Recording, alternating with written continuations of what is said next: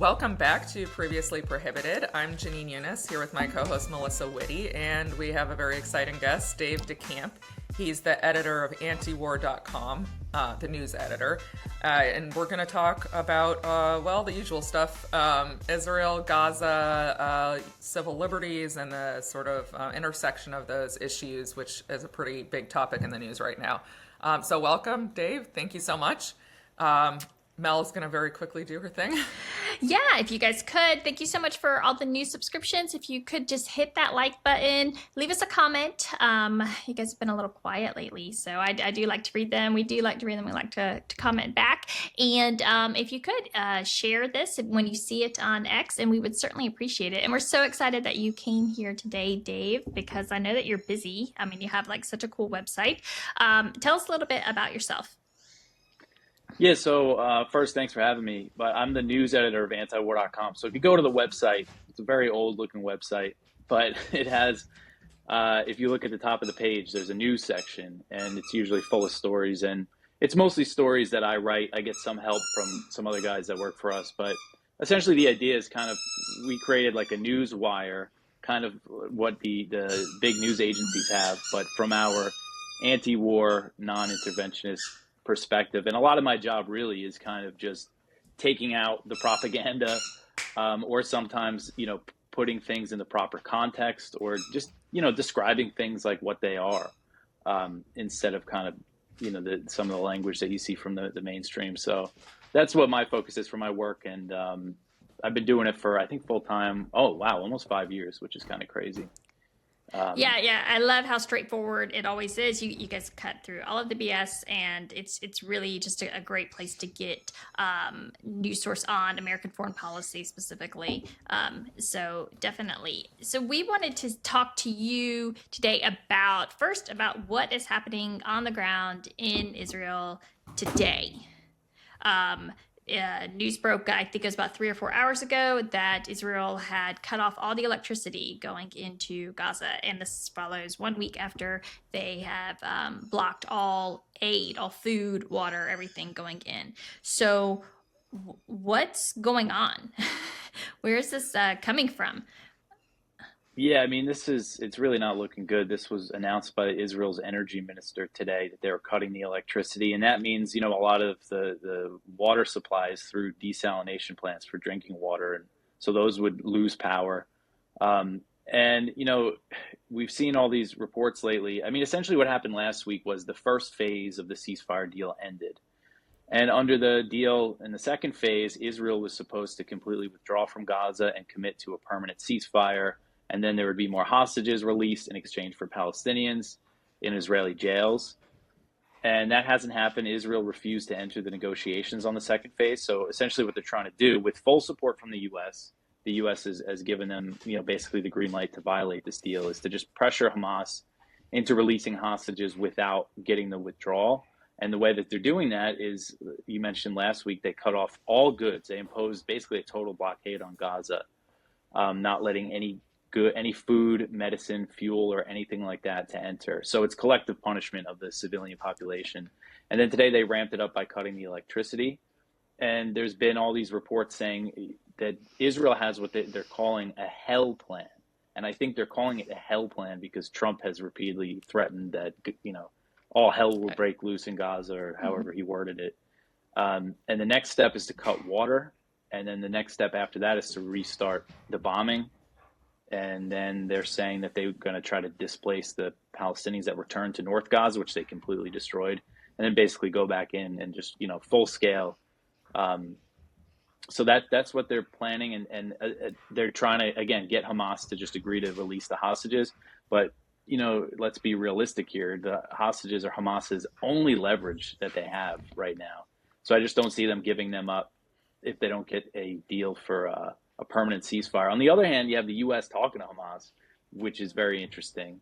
And it does sound like the Trump administration might try to get some kind of separate deal. So, right. But just as things stand, it's just not looking promising for, the resumption of the bombing campaign. Do you have any knowledge of the U.S.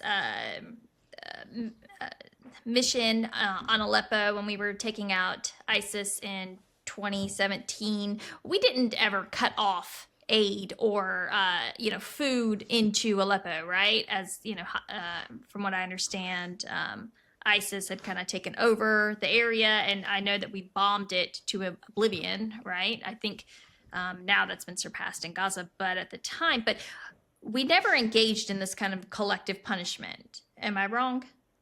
Well, the way that the U.S., waged war against ISIS was kind of similar in some ways, in the fact that they just, bombed these areas, not really taking into account the fact that there were civilians. But as far as I know, I mean, the U.S. wasn't really in the ability to impose total sieges on these cities, and I think they tried to keep these like humanitarian corridors going. And so, I mean, that's as far as I know. I can't think of specifics from those campaigns, but the bombing was very brutal. Right. Yeah. There's a difference to, not that I'm a fan of bombing. I'm definitely not. But at least they can kind of pretend that what they're trying to do is kill Hamas people. Of course, that's not what's going on with this very indiscriminate bombing, and anyone who looks at the photos of Gaza can see that. But there's at least like a pretense. Whereas when you're just talking about cutting off the food and water supply, that's not even a pretense of, the purpose being to kill Hamas people. It's, of course, use of a civilian population to get them to cave to the demands, but that's a different thing and completely prohibited under international law. Right. Yeah, something that people do all the time is they always want to revert back to, World War II, as if there have been no wars fought since 1945.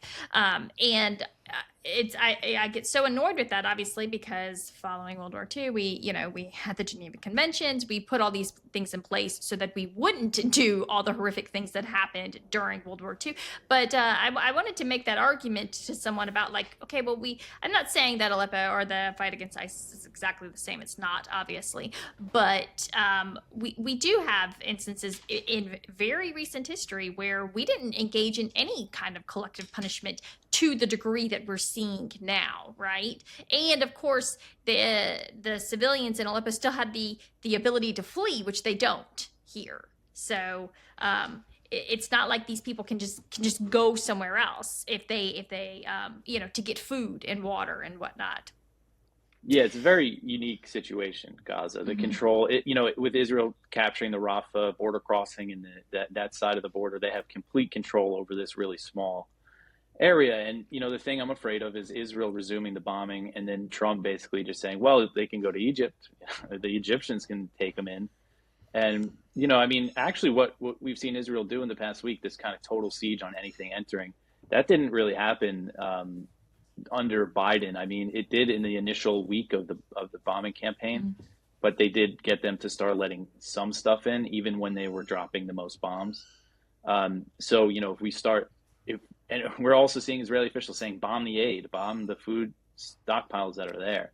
So, I mean, I just think things can get really, really bad really quick here. The fact they've cut off the electricity means it's going to be very hard for Gazans to be able to show what's happening to the world, which I think was one of the things that helped earlier, was that people could see it. But if you can't charge your phone, you don't have your laptop, it's making it impossible for them to reach the outside world. So that's pretty terrifying too.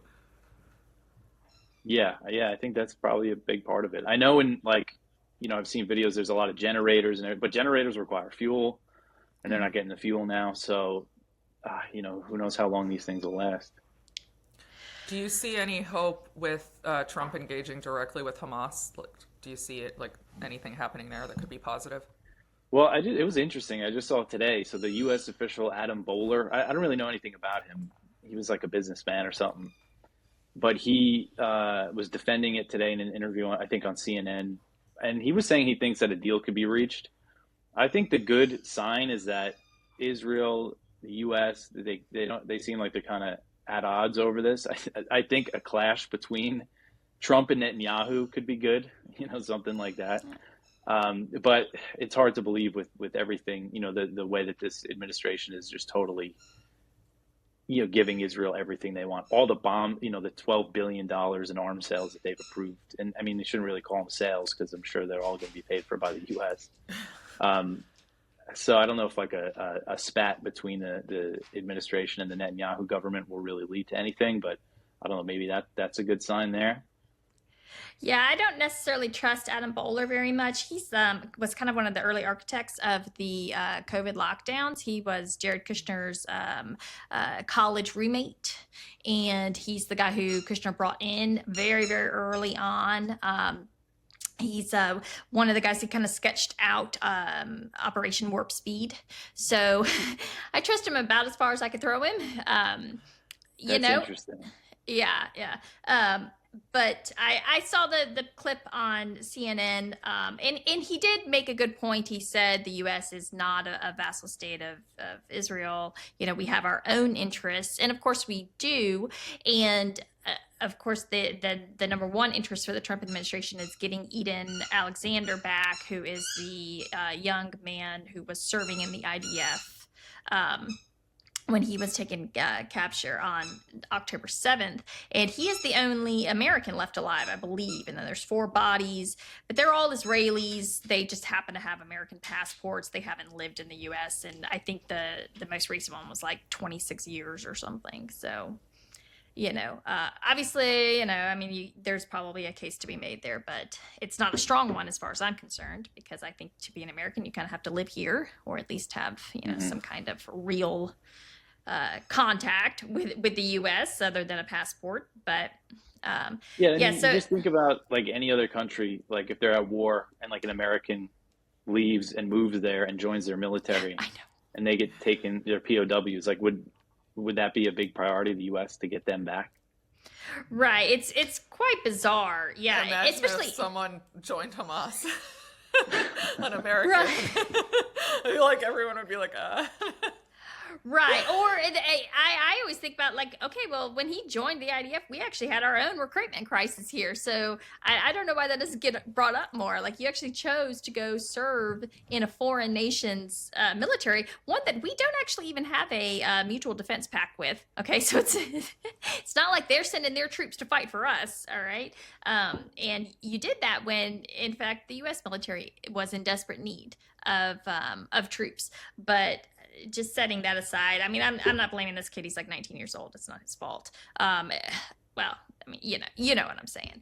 It's just a whole different conversation. But yeah, moving into that. So now we've got this thing going on in, the sideshow, bringing it back domestically. We've got the Trump administration starting to make good on their threats, right, against foreign students. So Janine's been following this really closely. yeah, not just foreign too. There are a couple of EOs that are kind of working, just for, I think Dave knows, but for other people who don't know, that have been working kind of in tandem. So there's one that provides for the deportation of non-citizens who, it's a very vaguely worded executive order, who, are hostile to our politics and are un-American, just kind of, very, very vague terms. And then there are others, or there's another one that provides for the withdrawal of federal funding from universities and colleges that don't do enough to tamp down on anti-Semitism. And the administration has focused very recently on Columbia University, has a list of another 10 or so universities that ostensibly have too much anti-Semitism. I mean, whenever I look at the allegations, it's clear to me that this isn't like what we think of, like when you think of anti-Semitism. It's a lot of, anti-Israel speech, protests, conflict between pro-Israel and pro-Palestine students. So it's more akin to like race riots, I think, than like kind of, so I think it's been mischaracterized in an attempt to legitimize these kinds of actions. And right now, there are 2 students I'm aware of who are being targeted just for pro-Palestine speech. So one apparently just wrote an op-ed in the Columbia paper arguing for divestment from Israel. And another one was an organizer of some of the encampments. To my knowledge, hasn't engaged in any kind of violent activity. ICE showed up on his doorstep. He's a green card holder, threatening to revoke his visa. He said he was actually a green card holder. They said, well, they were going to revoke the green card. His wife is 8 months pregnant, which is, an aside, but also shows how cruel this can be.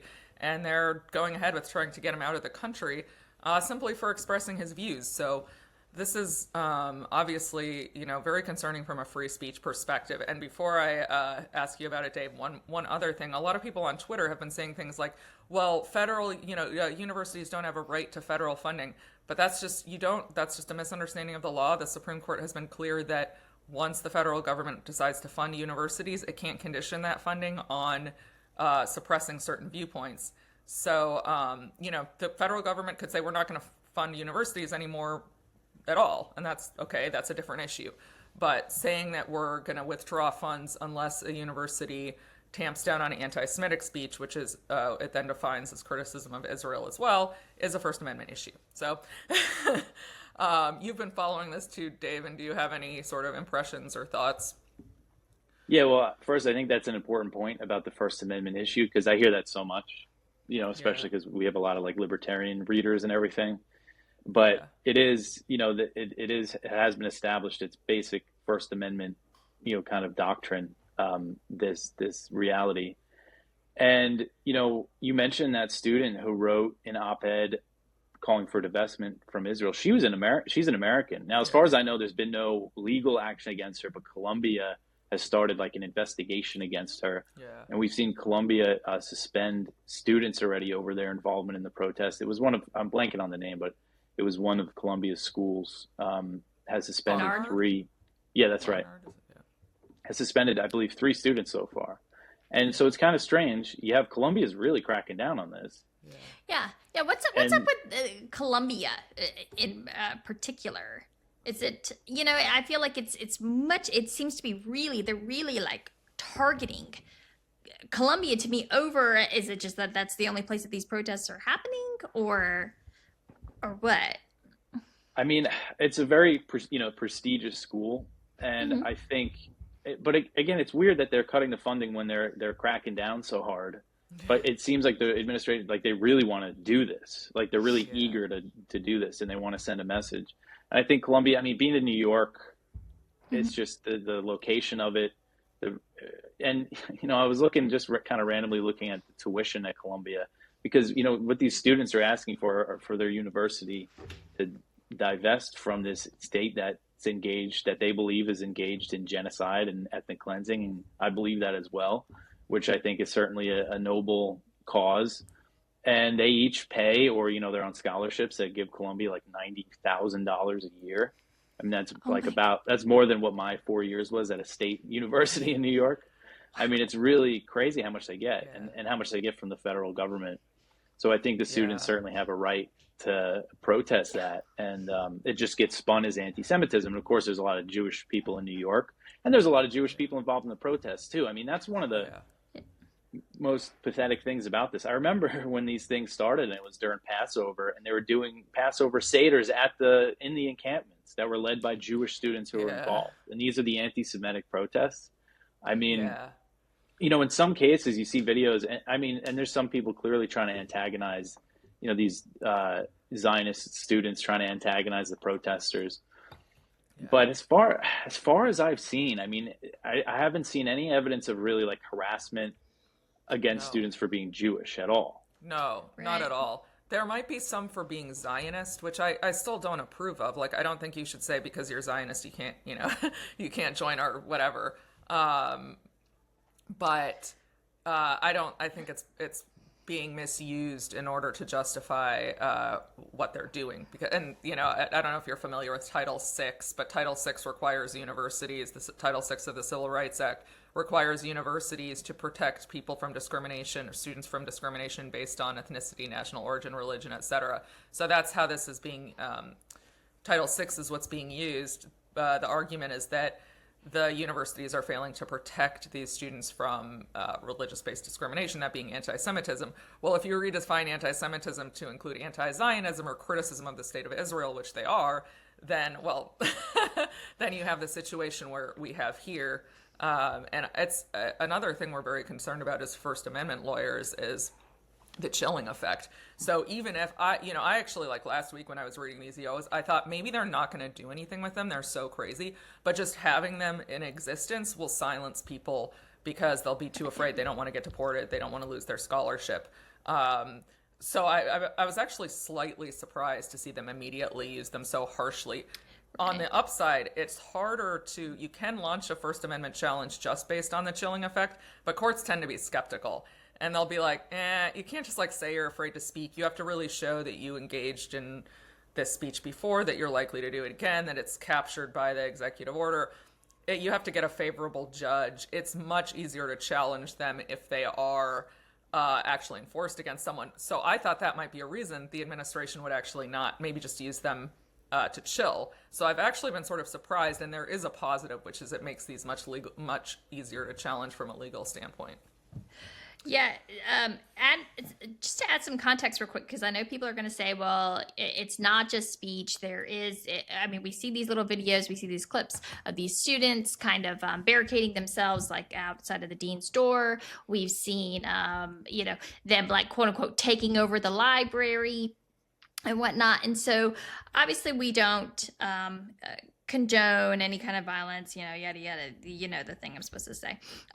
But in February, We condemn Hamas, we condemn violence, we don't like any of it. We're all anti-war.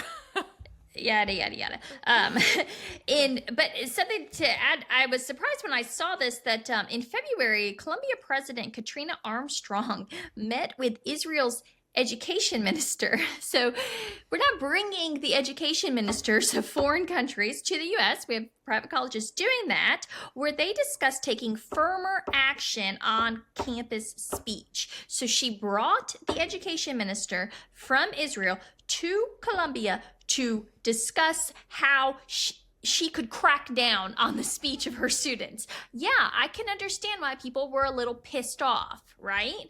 And following that meeting, Bernard College expelled 3 students. So those recent protests that we saw, all of them like kind of like taking over the library, which they didn't actually, I mean, they like took it over as far as like presence wise. They didn't actually like commandeer it or anything. That was in response to this. They were saying no. And when I saw that, I was like, well, God bless those kids then. Like they're fighting. And this is right, because this is ridiculous that you would bring this man here to advise him on how best to stop the criticism of his country, which is what it is. Yeah, I didn't realize that they brought him there. That's unbelievable. I mean, you just imagine any other country. Like, Yeah. if students were protesting, like, the treatment of the Uyghurs or something in China, and, like, a Chinese official came in and told them to shut it down, like, the reaction. Yeah. And so, Even with a friend, the UK, if the UK's, foreign minister, education minister came here and said, yeah, actually, you know what? We don't want you teaching about colonialism anymore, because we don't do that. And we don't do that anymore. And it just makes us look bad. And then, which might be something the UK might want to say. But again, we would never tolerate that. That's obscene. We would yank Columbia's funding until they reinstated the students, right? I think that we would probably. There would be consequences in the other direction. And UK obviously is our closest ally. So, yeah. Sorry, didn't mean to cut you off. And I wanted to ask Jenin, because you're a lawyer, about you mentioned the Title VI of the Civil Rights Act. So one thing about this too that is scary is that we're seeing they formed this new anti-Semitism task force in the DOJ, and they're being deployed to, I think, 10 colleges across the country to investigate anti-Semitic incidents on, using Title VI. And they're basically, so I wanted to ask you about that definition, the International Holocaust Remembrance Alliance definition of anti-Semitism, because I know, like, in some ways the federal government has adopted that, and Trump actually signed an executive order in his first term in 2019 directing federal agencies, if they investigate discrimination under Title VI, I don't think it said to use that definition, but to kind of keep it in mind, that definition and the examples that it lists, which is kind of the most egregious thing about the definition, is that it literally lists, like, if you compare the modern state of Israel to Nazi Germany, then that's contemporary anti-Semitism, and there's other things in there. Basically, criticism of Israel, like, could be considered anti-Semitic. So, but do they actually have, like, the legal ability to use that definition? So the State Department adopted that. I believe that they just did that. They adopted that definition. And then the other thing is there's this Anti-Semitism Awareness Act floating around Congress. You probably heard about last year. It never cleared the Senate. It passed overwhelmingly in the House. It was actually only a few House representatives voted no, and it was like the oddest list. It was like the far left, like AOC, and then Marjorie Taylor Greene, because it prohibits like claiming that the Jews killed Christ and stuff. So it was like the Christian lunatics and the left-wing lunatics. But in any event, well, I shouldn't say lunatics. I agree with them, obviously, on that act. It was just a very funny coalition. But it's now being revived in the Senate, presumably with the reconstituted Congress. And so so it seems to me that the executive is using this definition in implementing the executive orders. But if Congress adopted it too, I think it would make things even worse, if that's even possible at this point, by sort of codifying it into Title VI. So now that would be like the Title VI understanding of anti-Semitism. But at this point, I don't think it really matters if the executive is using it. It's basically the same thing. And yeah, it's extremely disturbing. I mean, incidentally, as sort of an aside, the person who wrote that definition of anti-Semitism, I forgot his name, but he wasn't, and I actually don't agree with him that should even be how anti-Semitism is sort of rooted out, but he wasn't saying this should be like legal definitions. He was saying like these can be indicia of anti-Semitism. Like these are things to look out for. Sometimes when someone obsessively talks about Israel but not about another country, maybe that's anti-Semitism. It's not like supposed to be used to enforce law. So even he's been against that. But yeah, I mean, these are scary times. I think it's been a while since we had this kind of thing. I mean, I hesitate to say that because I worked very hard fighting the Biden administration's censorship campaigns, which were much more covert. They were operating behind closed doors with social media companies to censor speech. I think they knew not to do it overtly. There are like pros and cons to the fact this is so out there, and I do think courts will eventually strike it down. But in the meantime, it has a severe chilling effect and is likely to dissuade people from discussing this issue on campuses and elsewhere, and especially foreigners. Right. Yeah. I mean, you can see right here, denying the Jewish people their right to self-determination, claiming the existence of the state of Israel, which an example would be claiming the existence of the state of Israel as a racist endeavor. I mean, that's just lunacy, right? But applying double standards by requiring of it, meaning Israel, behavior not expected or demanded of any other democratic nation, which I think is hilarious because the only thing we ever actually do is demand that it act like a democratic nation, like ever. And here's the part about, the Bible using symbols, images associated with classic anti-Semitism, i.e. claims of Jews killing Jesus or blood libel. Again, it's literally outlawing parts of the Bible there. So that's pretty outrageous as far as I'm concerned.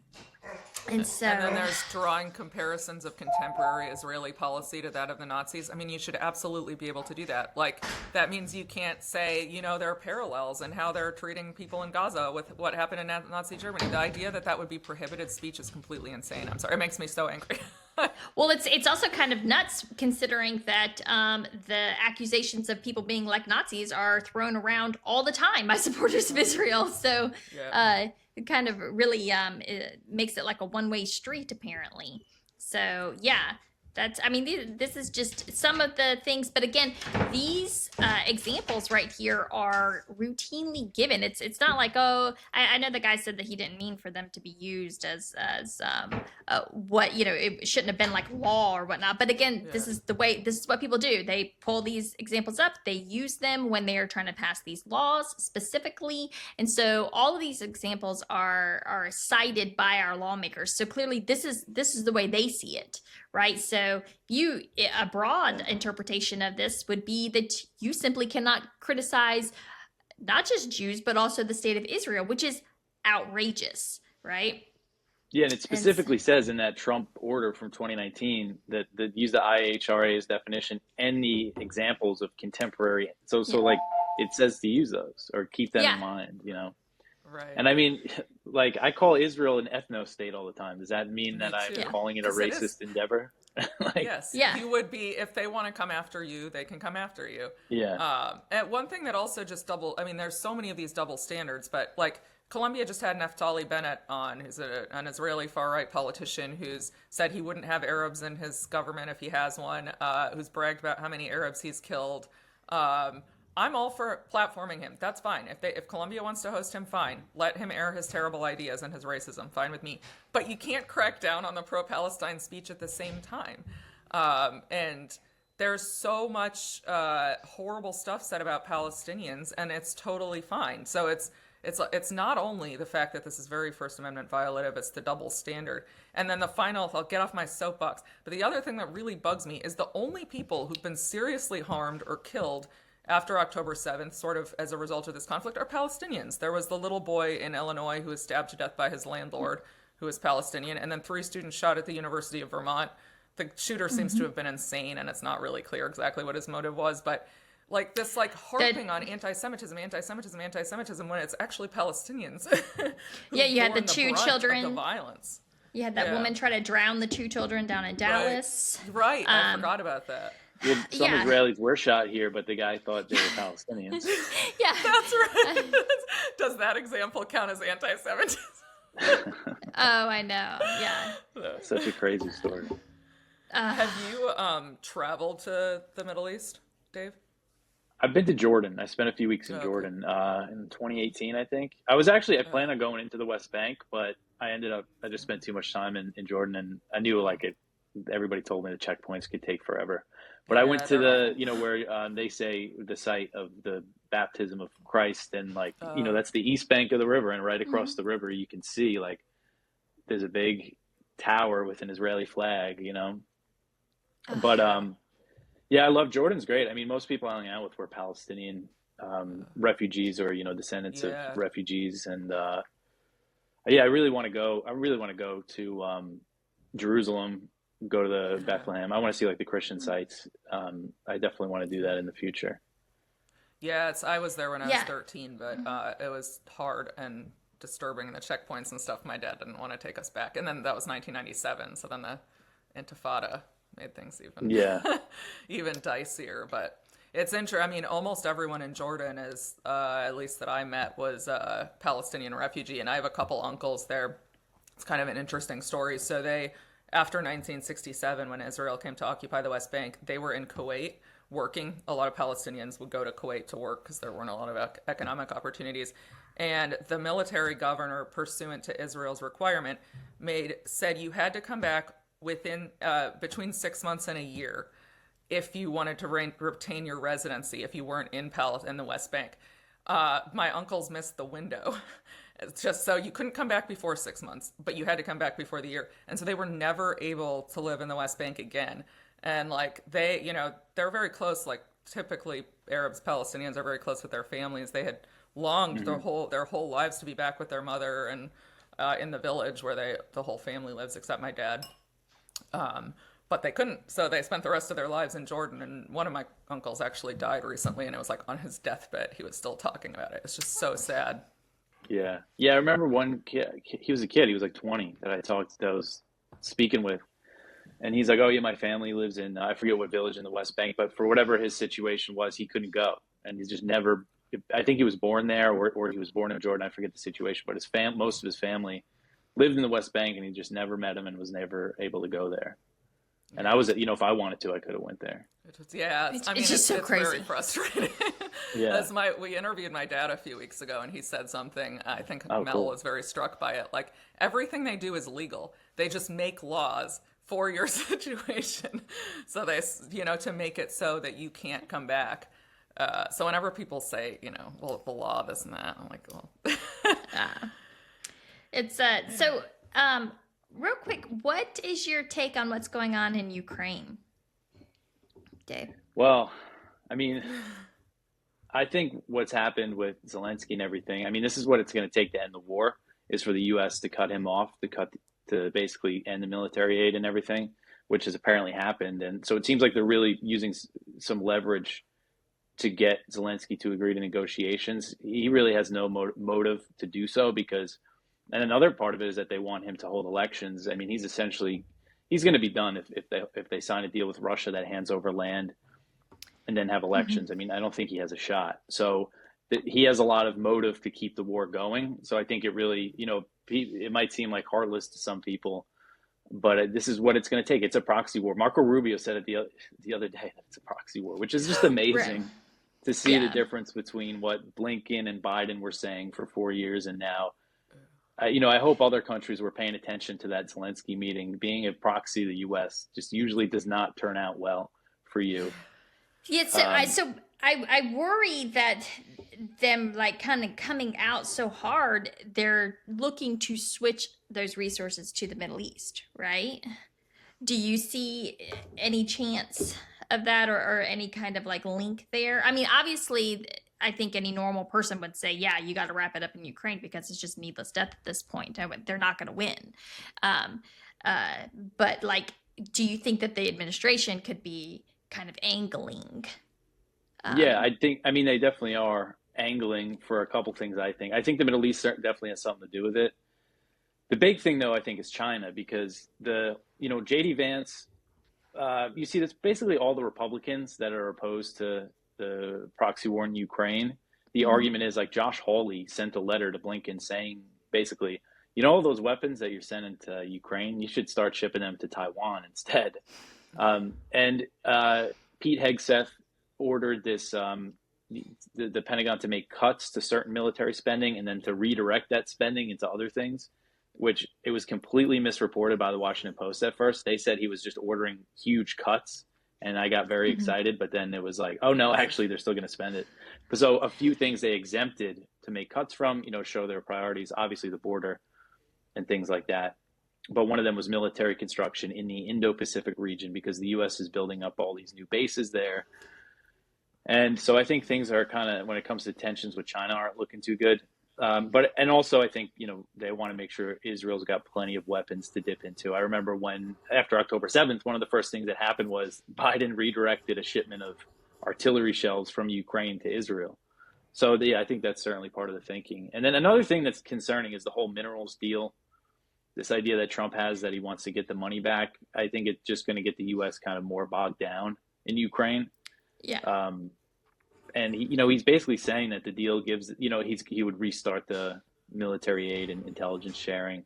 Although the new condition, according to these reports, you never know. With this Trump administration, it's really hard to cover, because like things just like 180-degree changes like day in and day out. And I think it's kind of Trump kind of does that purposely, to just keep everybody. He does. Not really knowing what he's doing. Yeah, the chaos. Do you think he has anti-war instincts, as a lot of people said before he got elected or before he took office the second time, or do you think he just doesn't really know, or what's your take on him? I think he does have the instinct. I mean, even like his rhetoric about it, I really like when, he first started saying this on the campaign trail, he's like, oh, why do you want to end the war in Ukraine? And he's like, I want the killing to stop. All these people are dying. And it does. And I do think he doesn't want to be like a war president, but I think like his information on especially the Middle East is just really bad. Like, I think he just believes all these Jewish real estate guys, from New York that he made a whole bunch of money with on his way up. And, he's friends with all these people, Zionists, who have told him the same thing for years. And I think he just has Jared Kushner is his son-in-law. I just think it's kind of hopeless when it comes to his view of Israel. And the thing about the Middle East, like, again, I like some of the inclinations from Trump and a lot of the MAGA right that are in Congress. Matt Gaetz, when he was in there, he was introducing all these resolutions to leave Syria, leave Somalia. But the thing is that if you're a super pro-Israel president, you're never going to really get out of the Middle East, because they're going to need you there. One of the reasons the U.S. is still in Syria is because Israel wants them there. Probably the main reason, actually. And they want it to be ready for war with Iran. So it's just, you're never going to extricate from that region if you give all this support to Israel. Yeah, What do you make of the sort of like I'm sure you saw he posted a clip of Jeffrey Sachs calling Netanyahu a Oh, deep yeah. dark son of a bitch or something and then there were a couple other hopeful things he did, but then he totally changed course. Do you have any thoughts on what might have happened there? I think, I think he was mad at Netanyahu for congratulating Biden, right after the election in 2020. So maybe, that he still has some resentment towards Netanyahu, and maybe that's why he posted the clip, or maybe he just didn't watch it till the end because he did say it at the end of the clip. um, but I mean, and I was hopeful. I mean, I kind of feel dumb like when Witkoff first went over there Yeah. and like they got a deal. I was kind of amazed. I mean, it really shows how Biden was just doing nothing to get a Yeah. deal, right. and it was all just like fake. Everything that they were saying about caring about the Palestine, it Oh was yeah. all just completely fake. So I was a little hopeful, and I mean, I guess the situation has been better since Trump came in when it comes to Gaza. But they definitely gave them guarantees on other things because you've seen the escalation in the West Bank. Israel's like keeps going further into southern Syria, and they're still occupying southern Lebanon. They've just totally violated the ceasefire deal there. And then they signed off all these billions and billions in weapons and everything. So yeah, I just don't really see anything good coming of it. Yeah, shoot, I forgot. Go ahead, Jing. I'm sorry. Oh. No, I don't know if I had anything Oh, I on know. that, but So we saw yesterday with Iran. I thought that was really fascinating. Was you had Iran, or basically Trump again, as most people know, tore up the Obama nuclear deal that he had made with Iran. Came in, tore it up, and slapped them with sanctions. Really hurt their economy really bad. Starting in like 2018. Froze billions and billions of dollars that they had, and then Biden actually unfroze a lot of that money, and of course that got blamed. That was right before October 7th. None of it had ever transferred to Iran, but they still got blamed for it, or Biden still got blamed for it. But anyways, so Trump's like, "Oh, I want to sign a new nuclear deal," and Iran says, "Yeah, no, actually, we're not interested in your deals anymore." And they just did that yesterday. And then I thought it was really interesting because then you saw the Supreme Leader come out with a little bit of some. I was cracking up. I mean, did you see this, Dave? It was a quote from Kamani that said, I sent it to So, Janine. was it something about the yeah. West? No, it was Tell me. about the Holocaust. Oh He no, I didn't see says that. he says Westerners claim to uphold the free flow of information. Are you able to reject the claims about events in Nazi Germany concerning Jews on Western social media platforms? I was like, this is like the ultimate troll right here, right? Like I mean, like somebody slipped something into his cornflakes yesterday morning because he was feeling pretty bold. Not only did he say F you to the Trump administration, he's like, and we're going to do a little Holocaust denialism too. Yeah. Well, it's always funny when he like gets going on Twitter. I don't know if you Oh, ever yeah. like one day he'll just Yeah. tweet like 7 things. Yeah. But I mean, this is another thing with Trump. Like before, I don't know if it was before the election or like during this transition, he was talking about, oh, maybe I won't use so many sanctions now. We always sanction everybody. Maybe it's not the best idea. Because that's what he did with Iran in the first term. He pulled out of this deal, sanctioned them to get another deal. Like it didn't really make much Yeah. sense, and of course, it didn't lead to anything. But then he comes in and he's saying he doesn't want to deal with Iran. People are asking him about the possibility of him bombing or Israel attacking Iran, and he said no, that's not going to happen. We're going to make a deal. Then he starts adding the sanctions again, and so Khamenei. It was interesting. Last year, Iran got a new president, Pezeshkian. I always feel like I pronounce his name wrong, but he campaigned on engaging basically with the U.S. to get sanctions relief. Mm-hmm. And after he was sworn in, Khamenei basically gave him the green light and said, you can engage with the enemy. There's no harm. Since Trump started adding these sanctions, now we've seen the rhetoric from the Ayatollah switch saying, what he just said over the weekend. And he was also saying, there's no point in engaging with these bully governments that he called it. And it didn't work last time. I don't know why he thinks this strategy is going to work again. He even said when he signed the deal, when he signed the executive order to reinstate maximum pressure, that Iranian leadership doesn't actually want a nuclear weapon, which those are one of those things. You're not supposed to say that, even though they all know it. Yeah. So like it's again with Trump, it's like he breaks my heart like every other day. Like I'll get Yeah. excited about something and then just like, ah. And I don't know why. He evokes a different feeling, because any other president, you're just like, ah, you're a lie. You're just lying. But with Trump, it's just so like, because there's part of me that wants to believe, Yeah. Because you know that he knows. Because I think because him not being a quote unquote politician, right? And it's like, this guy knows, like he does know. And so it's like, why are you acting like this? And I think there's a little bit part of it that's always been frustrating for me is it's like the whole point of him was like, I'm a billionaire. I don't need their money. I don't need all of this crap. I can just go in and do what I want. And then, and that was one reason I, of course, happily voted for him in 2016 was like, he's not going to need, all this Israeli money or all this, Israel lobby money. And then just like shattered your heart. And it's frustrating. And it's like, yet I'm still here with the copium. Like, well... And he said also recently, he's talking about, we could make a deal with Russia and China and cut our military budgets in half. And then he just did this interview with what's her name on Fox News, and she said, so you're going to cut military spending? He's like, I never said I was going to do that. Like, oh man. For someone who doesn't drink, he sure doesn't remember anything. Yeah. Yeah. Well, I always say it's because he's a Gemini, and so there's two of him, right? And so he doesn't actually they never coordinate with each other though. So he's just saying whatever to please this person over here.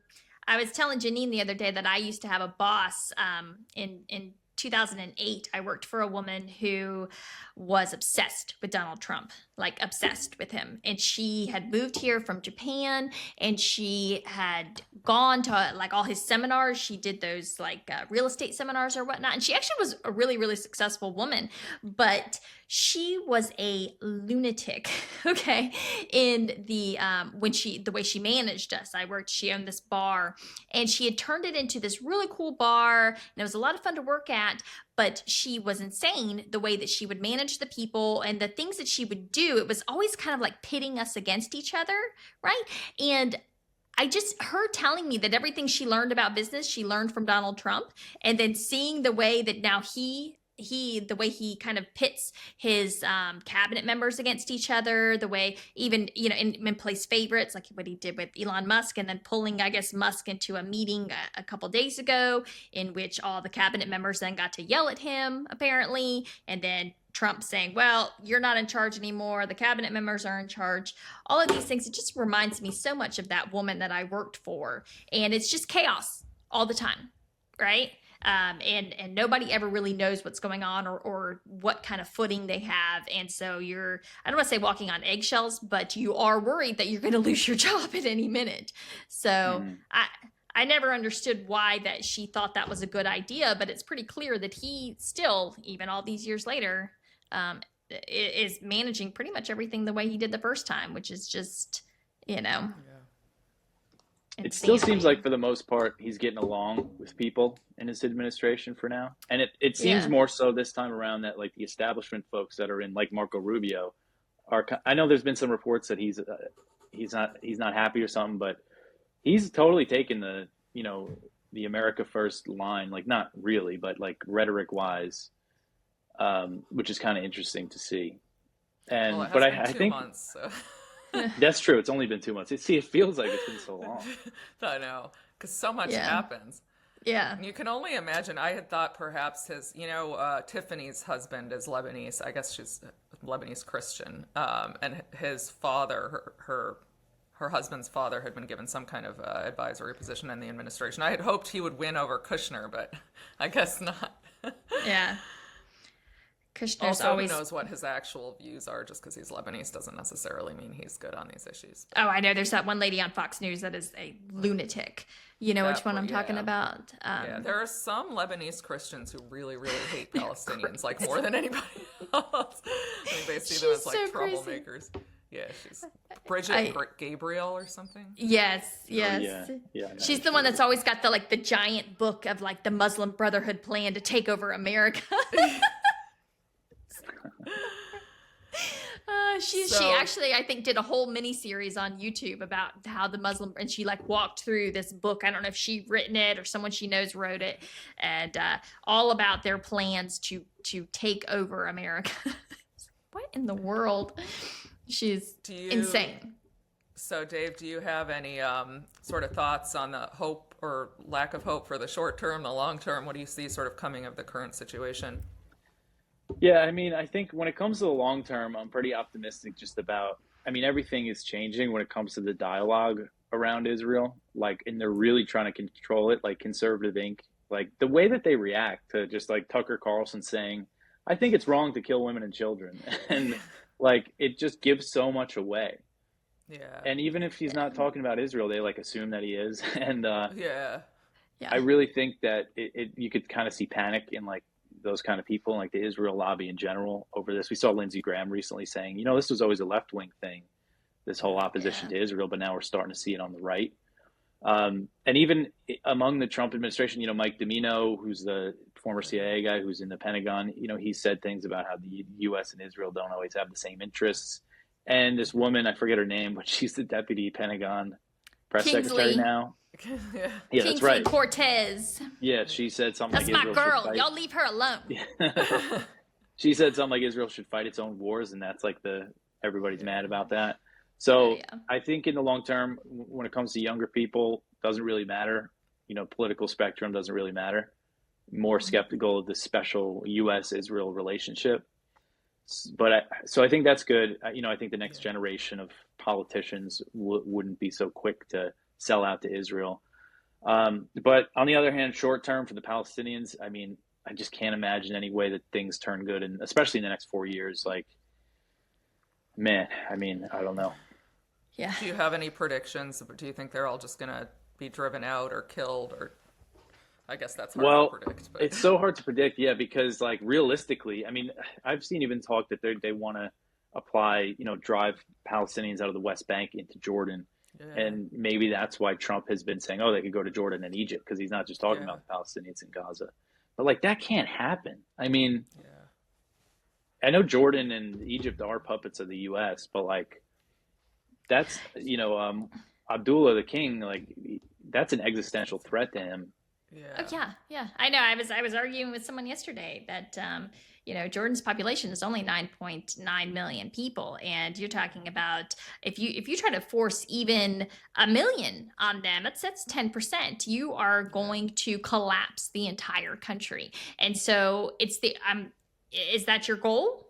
If your goal is greater Israel, then maybe it is. And people used to say that, oh, that's a conspiracy theory or whatnot. But the crazies have taken over the asylum in Israel, as far as I can see, right? I mean, there doesn't really seem to be much of a moderate voice anymore. And moderate, probably. They have allies in the U.S. administration now. I mean, Mike Huckabee. And Bezalel Smotrich was just welcomed with open arms in D.C. Yeah, and you know, Elise Stefanik seems to think that the whole purpose of her going to the UN is to represent the state of Israel, you know, as the U.S. ambassador. I know that I can't stand the unabashed sort of just acting as though they're Israel's representatives. It's insane. I'm sure you guys saw that tweet from what's his name, Rick Scott from Florida. And he had the Israeli flag behind him, and only the Israeli flag, and he's talking about daylight savings time. Like, are you trying to make people really mad? I know. Even Viva Frey he tweeted it out, and he was like, "What are you trying to do? Are you trying to provoke people against us? This was a purposeful framing of this shot. So what's the message here? I don't know. I don't know if they're just tone deaf or if it's just a giant F you. I don't care. I do what I want. I think it's a fuck you. Sorry for my language. So. All right. Well, thank you so much for joining us, Dave. You. Where can people find you? We know antiwar.com. What's your handle on Twitter? X? Follow me on X at DeCamp Dave. And you can also listen to my show. I do like a daily 5-day-a-week podcast, YouTube show. It's called Anti-War News. It's where I basically just go over the stuff that I write that day and other stuff that's going on. It's like 20 to 30 minutes for like a daily update on the U.S. foreign policy news. And that's pretty much it. Perfect. Thank you so much. Yes, thank you. Thanks for having me. Happy to do it.